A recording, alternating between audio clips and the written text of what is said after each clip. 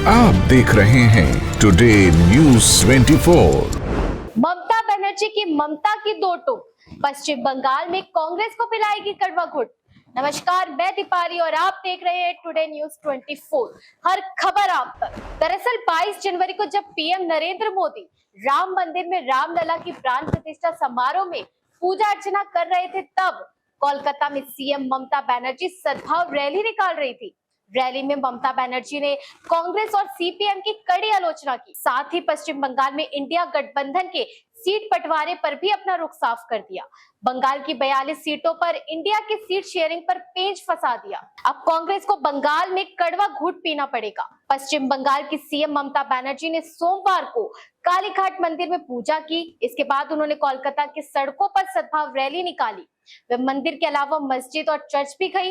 Rally में पहले उन्होंने पीएम नरेंद्र मोदी पर राम मंदिर प्राण प्रतिष्ठा समारोह की राजनीतिकरण का आरोप लगाते हुए हमला किया। इसके बाद टीएमसी सुप्रीमो इंडिया गठबंधन के सहयोगी कांग्रेस और सीपीआई पर बरस पड़ी।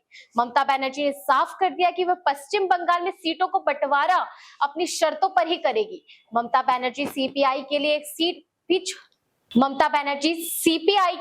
भी सीट छोड़ने के मूड में नहीं है। आखिर क्या चाहती है टीएमसी प्रमुख ममता बनर्जी? दरअसल पार्क सर्कस मैदान में आयोजित रैली में टीएमसी प्रमुख ने राम मंदिर के बहाने कांग्रेस नेताओं को घेर लिया। उन्होंने कहा कि बीजेपी से मुकाबले के लिए कांग्रेस नेताओं ने क्या साहस दिखाया है। टीएमसी के पास बीजेपी से लड़ने की ताकत है। 1992 के बाबरी विध्वंस की चर्चा करते हुए ममता बनर्जी ने कहा कि पहले भी कांग्रेस की किसी नेता ने सड़क पर उतरने की हिम्मत नहीं दिखाई और ना ही विरोध कर रहे हैं। टीएमसी सुप्रीमो ने दावा किया कि 6 दिसंबर 1992 को बाबरी मस्जिद के विध्वंसक के बाद कोलकाता में दंगे हुए थे। उस समय उन्होंने सांप्रदायिक सद्भाव की बहाली सुनिश्चित करने के लिए तत्कालीन सीएम ज्योति बसु से संपर्क किया था। उन्होंने आरोप लगाया कि कांग्रेस और सीपीआई सीटों को अनुचित दावा कर बीजेपी का समर्थन कर रही है। ममता का दावा है कि टीएमसी बीजेपी को बंगाल में रोक सकती है, इसलिए सीटों के बंटवारे पर उनकी बात मानी जानी चाहिए। ममता बनर्जी की टीएमसी का मानना है कि पश्चिम बंगाल में सीटों का बंटवारा उनकी मर्जी से हो।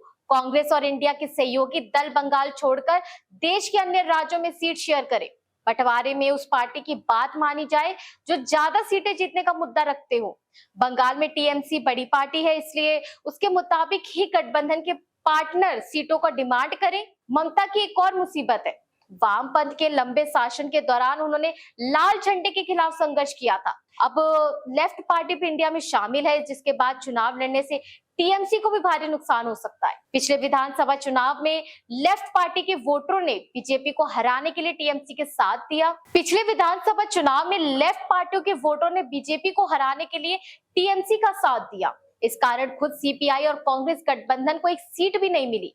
कांग्रेस अपने गढ़ में ही 3.2% वोट हासिल कर सकती है। इस आंकड़ों के हिसाब से ही टीएमसी ने कांग्रेस के अस्तित्व पर सवाल खड़े कर दिए हैं। इस खबर पर आपका क्या कहना है, हमें कमेंट करके जरूर बताएं और हमारे चैनल टुडे न्यूज़ 24 को लाइक सब्सक्राइब करना बिल्कुल ना भूलें।